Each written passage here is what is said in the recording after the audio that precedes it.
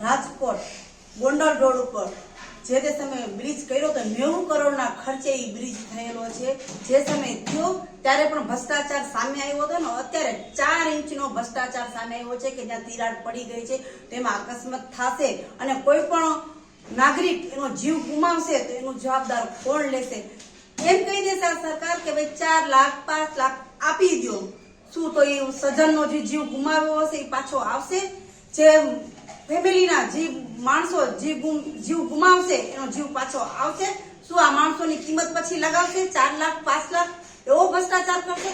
ખરેખર જે વડાપ્રધાન અહીંયા રાજકોટમાં આવ્યા હતા ને તેને ઈ સર્વે કરવાની જરૂર હતી, નહીં તે મારવાડી કોલેજમાં જવાની જરૂર હતી। એના જ્યાં રાજકોટ 6 લેન હાઈવે કર્યા છે ને એની મુલાકાત લેવાની જરૂર હતી કે આપણા ભાજપ સરકારમાં કેટલા લોકો છે જે ભ્રષ્ટાચાર કરે છે એને નજરમાં લેવાની જરૂર હતી કે જ્યાં પબ્લિકના જીવ જોખમમાં જાય છે ને એ જીવ જોખમમાં ન જાય।